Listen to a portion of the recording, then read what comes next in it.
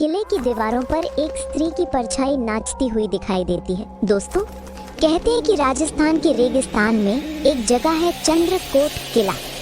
दिन में ये जगह आम किलों जैसी ही लगती है, लेकिन रात होते ही वहाँ कुछ ऐसा घटता है कि लोग उसकी तरफ देखना भी नहीं चाहते। गांव वालों का मानना है कि इस किले में चंद्र यक्षिणी नाम की आत्मा रहती है। उसकी कहानी सदियों पुरानी है। एक समय था जब इस किले के राजा ने चंद्रमा की पूजा कर रहे एक साधक की साधना भंग कर दी। साधक ने श्राप दिया कि किले पर एक ऐसी यक्षिणी का साया रहेगा जो हर पूर्णिमा की रात अपना शिकार चुनेगी। पूर्णिमा के दिन जब चांद आसमान में गोल और चमकदार होता है, किले की दीवारों पर एक स्त्री की परछाई नाचती हुई दिखाई देती है। कहते हैं उसकी चांदी जैसी आंखें होती हैं और लंबा घूंघट जो जमीन तक फैलता है। कई यात्रियों ने कसम खाई है कि उन्होंने उसे देखा है। वो पहले बेहद खूबसूरत रूप में सामने आती है और जैसे ही कोई उसकी आंखों में देख लेता है, उसकी आत्मा वहीं उसी वक्त खिंचकर किले की दीवारों में कैद हो जाती है। गांव के पास कई दीवारों पर अजीब आकृतियां उकेरी मिली हैं, मानो पत्थर पर इंसानों की परछाइयां हमेशा के लिए जम गई हों। लोग कहते हैं कि ये वही लोग हैं जो चंद्र यक्षिणी की आंखों में देख बैठे थे। दोस्तों, ये तो बस शुरुआत थी। क्या होगा जब एक जिज्ञासु युवक पहली बार इस किले में कदम रखेगा और चंद्र यक्षिणी से आमना सामना करेगा? सच जानने के लिए बने रहें हमारे साथ। दोस्तों, पिछले भाग में आपने सुना कि चंद्रकोट किले में चंद्र यक्षिणी का साया है, जिसकी नजर पड़ते ही लोग पत्थर के आकृतियों में बदल जाते हैं। अब कहानी शुरू होती है एक युवक आदित्य से। आदित्य शहर से आया एक फोटोग्राफर था। उसे सुनी सुनाई बातों पर यकीन नहीं था। उसने तय किया कि वो खुद किले में जाकर इस रहस्य का पर्दाफाश करेगा। कैमरा हाथ में लिए वो पूर्णिमा की रात किले में पहुंचा। चारों तरफ सन्नाटा, हवा में ठंडक और ऊपर चमकता चांद। जैसे ही उसने कैमरे का फ्लैश ऑन किया, अचानक किले की टूटी हुई दीवार पर एक परछाई दिखाई दी। वो परछाई धीरे धीरे हिल रही थी, मानो कोई स्त्री नृत्य कर रही हो। आदित्य हैरान रह गया। उसने जूम करके तस्वीर लेनी चाहिए, लेकिन तभी उसके सामने वही स्त्री खड़ी हो गई। लंबा घूंघट, चांद जैसी चमकती आंखें और लाल होठों पर रहस्यमयी मुस्कान।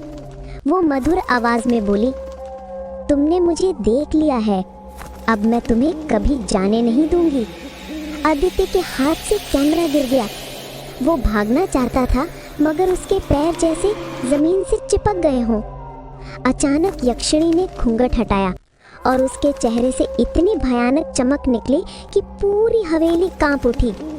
आदित्य की आंखों में चांदनी जैसी सफेदी उतरने लगी और तभी उसने महसूस किया कि उसकी सांसें धीरे धीरे थम रही हैं। दोस्तों, आगे क्या होगा? क्या आदित्य भी पत्थर की आकृति बन जाएगा या किसी तरह इस श्राप से बच पाएगा? ये आप जानेंगे आगे। दोस्तों, पिछले भाग में आपने सुना कि आदित्य की मुलाकात चंद्र यक्षिणी से हुई और उसकी आंखों में अजीब सी चांदनी उतरने लगी। उस रात किले की दीवारों पर अचानक हल्की रोशनी चमक उठी। आदित्य ने देखा किले की पुरानी दीवारों पर जमी हुई पत्थर की आकृतियां धीरे धीरे हिलने लगी। उसके रगों में खून जम गया। ये वही आकृतियां थीं जो कभी इंसान हुआ करती थीं। और उनमें से एक आकृति अचानक फुसफुसाई, भाग जा, वरना तू भी हम जैसा हो जाएगा। आदित्य का दिल जोर जोर से धड़कने लगा।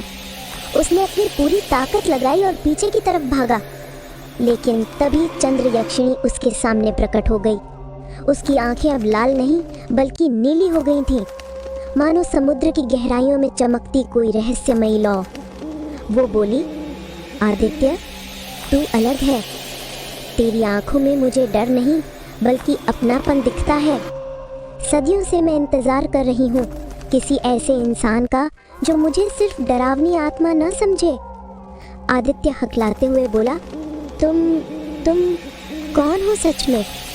चंद्र यक्षिणी के आंसू चमक उठे। उसने कहा, मैं कभी इस किले की रानी थी।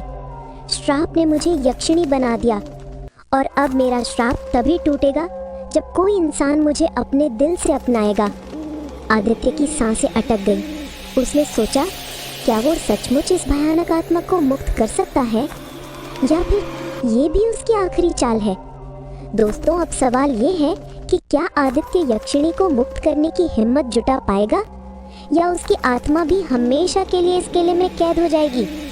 आगे स्टोरी जानने के लिए अंत तक बने रहें हमारे साथ।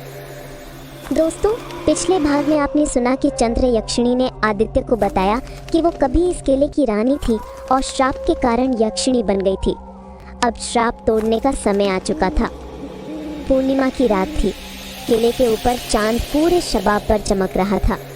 चंद्र यक्षिणी ने आदित्य से कहा, अगर तू मुझे अपनाएगा तो मैं मुक्त हो जाऊंगी, लेकिन याद रख, इसका मतलब है कि तू भी हमेशा के लिए मेरी दुनिया का हिस्सा बन जाएगा। आदित्य के सामने दो रास्ते थे, या तो भागकर अपनी जान बचा ले, या फिर यक्षिणी का दर्द कम करके उसे मुक्ति दिलाए। उसने बिना सोचे जवाब दिया, अगर मेरी वजह से तू आज़ाद हो सकती है तो मैं तैयार हूँ। अगले ही पल किला हिल उठा। दीवारों पर कैद सारी आत्माएं चीखने लगी, हवा में चिंगारियां उड़ने लगी। यक्षिणी का रूप विकराल हो उठा। उसके बाल आंधी की तरह लहराने लगे, आंखों से आंसू और आग दोनों बह रहे थे। वो चिल्लाई, तुम्हारे फैसले ने सदियों का श्राप तोड़ दिया। और अचानक पूरे किले पर तेज चांदनी बरसने लगी। दीवारों में कैद आकृतियां मिट गईं, आत्माएं आसमान की ओर उड़ गईं। जब रोशनी शांत हुई तो वहां न आदित्य था न ही यक्षिणी। सिर्फ पत्थर की दीवार पर खून से लिखा एक वाक्य चमक रहा था, वो अब मेरी है और मैं उसका हूँ। आज भी लोग कहते हैं कि जो भी पूर्णिमा की रात उस किले में जाता है उसे हवा में दो आवाज़ें सुनाई देती हैं, एक स्त्री की हंसी और एक युवक की धीमी फुसफुसाहट। दोस्तों, अब सवाल आपसे है, क्या आपको लगता है आदित्य सचमुच मर गया, या उसकी आत्मा अब हमेशा के लिए चंद्र यक्षिणी के साथ जी रही है, या फिर ये सब सिर्फ किले का श्राप था जो अब भी जिंदा है? अपनी राय हमें कमेंट्स में ज़रूर बताइए। अगर हिम्मत है तो लिखिए, मैं चंद्र यक्षिणी से मिलने जाऊंगा।